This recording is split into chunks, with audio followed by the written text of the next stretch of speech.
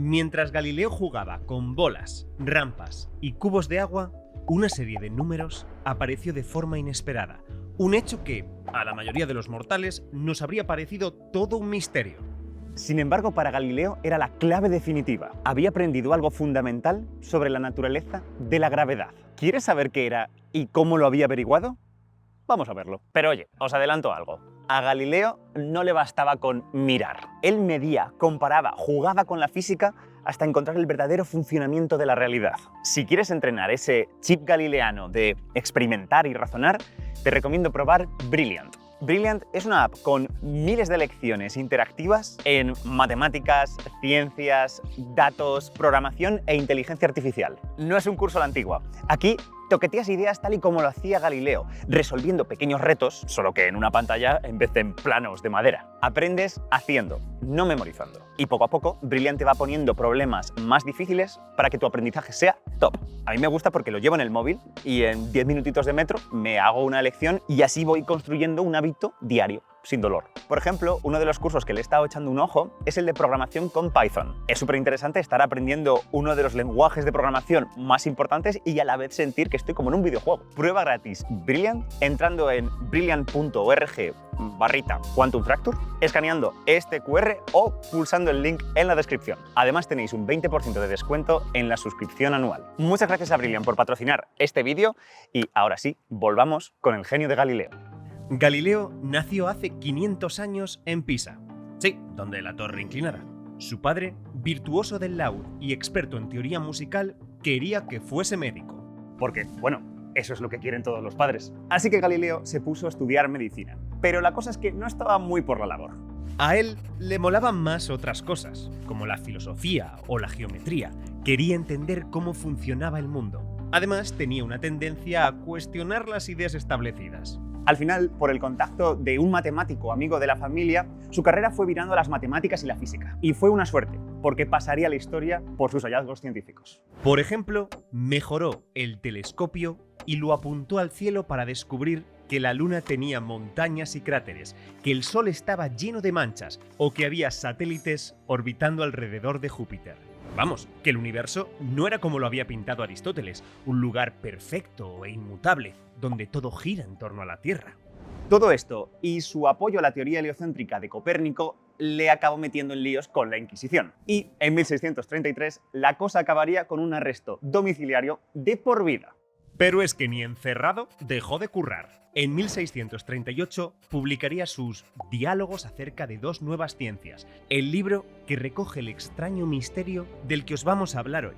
El caso es que, como todos los genios, Galileo tenía una gran intuición. Era capaz de ver más allá, de extraer grandes conclusiones incluso de las cosas más cotidianas. Parece que de joven, cuando aún estudiaba medicina, asistió a una misa en la Catedral de Pisa. En mitad de la ceremonia, se fijó en una lámpara que se balanceaba colgada en el techo. Galileo se dio cuenta de que cuando las oscilaciones eran más grandes, la lámpara se movía más deprisa. Así que decidió cronometrarlas. Pero claro, no tenía un Casio ni nada parecido.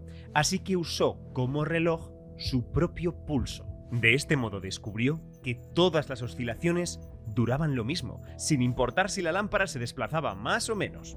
Esto no es del todo cierto, pero es una buena aproximación cuando las oscilaciones son muy pequeñas. Ahora, esta es la idea que llevó a Huygens a inventar el reloj de péndulo, toda una revolución en la forma que tenemos de medir el tiempo. Y todo gracias a una lámpara.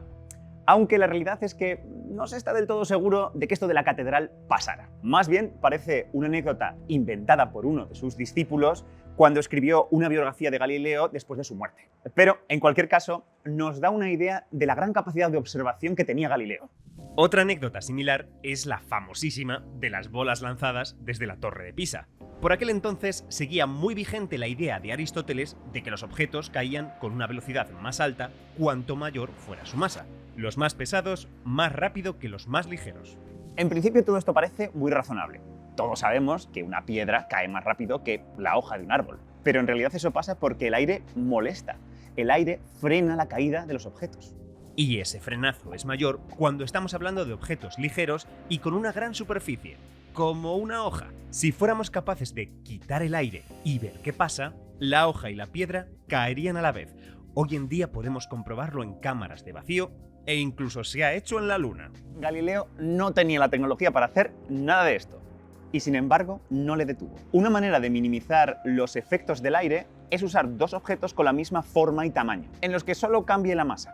Eso es lo que hizo Galileo. Según cuenta la leyenda, dejó caer dos esferas de distinto peso desde lo alto de la Torre de Pisa y observó que ambas llegaban al suelo a la vez, lo que contradecía la teoría de Aristóteles. Aún así, muchos historiadores ponen en duda que Galileo se pusiera a tirar cosas desde una torre. Se habría tratado más bien de un experimento mental, un ejercicio de la imaginación. En cualquier caso, parece que unos científicos holandeses sí que hicieron algo similar unos años antes, dejando caer dos esferas desde un campanario y llegando a la misma conclusión. Y hasta parece que Juan Filópono de Alejandría ya pensó en todo esto en el siglo VI. Pero fijaos, es que muchas veces a Galileo ni siquiera le hacía falta hacer experimentos. En sus diálogos desmontó la teoría de Aristóteles con pura lógica. Imagina que dejas caer dos bolas de distinta masa atadas con una cuerda. Si, como decía Aristóteles, la más ligera cae más lento, tendría que frenar a la grande. Pero al mismo tiempo, al estar unidas, las dos bolas forman un objeto más pesado que debería ir a una velocidad aún mayor. Así que, ¿qué sucedería en realidad? Un poco contradictorio, ¿no? Y ojo, que Galileo no se quedó ahí. Es bastante evidente que cuando una cosa cae, acelera. Es decir, que cuanto más tiempo pasa, más rápido va. Si no estás convencido, coge una piedra y déjala caer sobre el capó de tu coche. Primero desde una altura de 1 centímetro y luego desde un 5.º piso. El primer impacto deja una marquita en la chapa. El segundo te hunde el coche entero. Y eso es porque la piedra ha alcanzado una velocidad mucho mayor. Galileo estaba convencido de que ese aumento de velocidad se regía por una ley matemática. Ahora, ¿la velocidad crecía desorbitadamente? ¿Se estancaría en algún momento? ¿Iría y vendría? Galileo quería saberlo con precisión. Pero, ¿cómo encontrar esa ley? Dejar caer bolas no parecía una opción. Y es que van demasiado rápido. ¿Cómo mides cuánto han tardado en llegar al suelo sin disponer de relojes precisos? ¿Cómo estudias qué pasa en cada momento del descenso sin disponer de cámaras que registren un montón de fotogramas por segundo? Galileo no tenía nada de esto. Así que, aunque la leyenda diga lo contrario, estar tirando pelotas desde una torre no le iba a servir de nada. Y aquí viene su genialidad. ¿Y si en lugar de dejarlas caer en vertical, las hacía rodar por un plano inclinado? La gravedad actúa igual, pero todo ocurre más despacio. Hay más margen para observar y medir. Así que se puso a construir una rampa. Para ello usó un tablón largo en el que excavó un pequeño surco por el que caería rodando una bola de bronce. Además, pulió tanto la bola como el surco y recubrió este con pergamino para reducir al máximo el rozamiento. Nuevamente, Galileo se estaba deshaciendo de la fricción para intentar observar cuál era el comportamiento real de la gravedad. Y no solo de la fricción, sino de cualquier otro efecto que pudiera complicar las cosas. Por eso insiste que el canal era muy recto y la bola muy redonda y dura. Con todo esto, quería evitar posibles pérdidas de energía, debido a los choques, saltos o pequeñas deformaciones de la bola que hubieran oscurecido el fenómeno que quería estudiar. ¡Qué cuidadoso el tío! Ya solo faltaba una forma de medir el tiempo que tardaba la bola en recorrer diferentes distancias. La cosa tenía su miga, pero Galileo ideó un método casero. Puso en alto un gran cubo con agua, con un estrecho tubo en el fondo por el que caía un chorrito de agua. Cada vez que tiraba la bola, recogía en un vaso el agua que caía del recipiente y luego la pesaba para saber cuánto tiempo había pasado. Más agua, más tiempo. ¡Cutre! Yo diría ingenioso.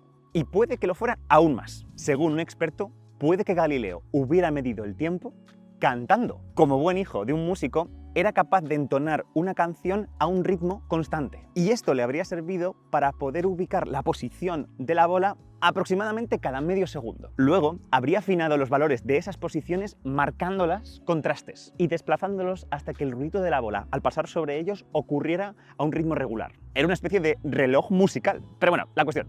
¿Y qué fue lo que observó? Resulta que las distancias que recorría la bola cada segundo seguían un patrón raro. Pon que durante el primer segundo la bola recorre 1 metro. Entonces, en el siguiente segundo recorre 3 metros. En el tercer segundo, 5. Y luego 7. Y luego 9. 1, 3, 5, 7, 9. Los números impares.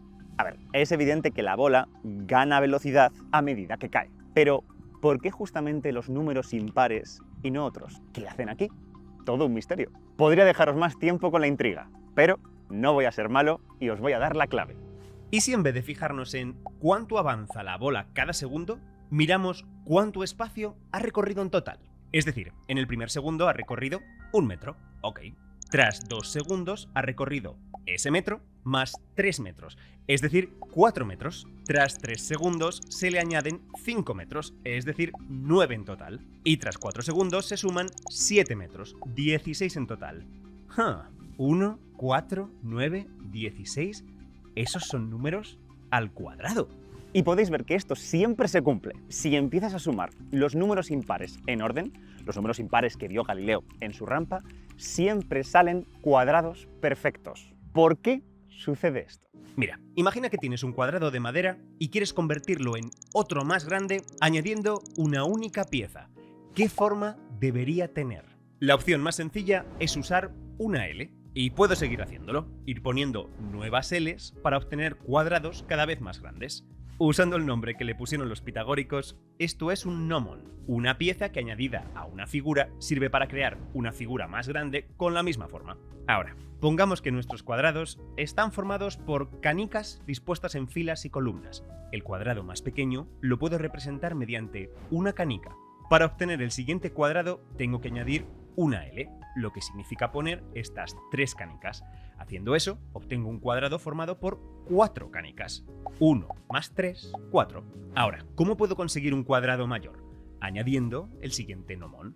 5 canicas que forman un cuadrado de 9. 1 más 3 más 5, 9. Y para construir otro mayor, más de lo mismo. 7 canicas que forman un cuadrado de 16. 1 más 3 más 5 más 7, 16. Lo veis claro, ¿verdad? Al final, cada gnomon se puede descomponer en los 2 lados del cuadrado original, más esta esquinita que falta. Por eso siempre sale impar. Es así como los pitagóricos, 2000 años antes que Galileo, se dieron cuenta que sumar impares te da cuadrados perfectos. Y esos cuadrados eran los que Galileo veía en su rampa. La conclusión era que el espacio total recorrido por las bolas iba con el tiempo al cuadrado. ¡Boom! Ahí tienes la ley matemática que tanto buscaba Galileo. Vale, pero ¿qué significa esto en términos físicos? ¿Qué nos dice sobre el universo en el que vivimos? Volvamos a los números impares. La velocidad media no es más que el espacio recorrido en un determinado intervalo de tiempo. Así que en el primer segundo, esa velocidad es de 1 metro por segundo. En el siguiente es de 3 metros por segundo, y luego 5, y luego 7. Vemos que la velocidad crece lo mismo cada segundo, va aumentando de 2 en 2. Es decir, que la aceleración es siempre la misma. Lo que acababa de descubrir Galileo es que la gravedad es uniforme. Padreada del siglo. Ahora, debo decir que Galileo, en sus diálogos, explica las cosas justo al revés. Primero deduce teóricamente que si un cuerpo cae con aceleración constante, entonces el espacio que recorre va con el tiempo al cuadrado. Y luego utiliza el experimento de la rampa con sus impares para demostrar que los objetos caen de esa manera. Pero claro, las cosas no se escriben siempre en el orden en el que se descubren. ¿Qué fue primero? ¿La deducción teórica o el experimento? Seguramente nunca lo sabremos. Lo que sí sabemos es que el hallazgo de Galileo sentó las bases para todo lo que vino después, todo nuestro entendimiento científico de la gravedad, desde Newton con sus manzanas y sus cañones, Einstein con sus trenes y sus ascensores, y, quién sabe, el momento en el que los físicos la entiendan de forma cuántica. Sin Galileo no habríamos llegado hasta aquí. Pero el legado de Galileo es incluso mayor. Puso de moda la experimentación. No se limitaba a observar los fenómenos o hacer descripciones cualitativas. Él buscaba relaciones matemáticas que los explicaran y diseñaba experimentos que las confirmaran. Ya hemos visto que en algunas ocasiones ni siquiera realizaba estos experimentos, solo estaban en su mente, algo que también harían muchos físicos posteriores, pero los explicaba de una forma tan clara que popularizó esta forma de hacer las cosas mucho más cuantitativa. Es por esto que se le considera uno de los padres del método científico. Y personalmente lo que más me mola es que Galileo no tenía a su disposición ordenadores y calculadoras. Por no tenían instrumentos precisos. Solo madera, una bola de bronce, un cubo de agua y, eso sí, un coco privilegiado. Y con eso fue capaz de encontrar una ley fundamental de nuestra realidad. Y ya sabes, si quieres más ciencia solo tienes que suscribirte. Y muchas gracias por vernos.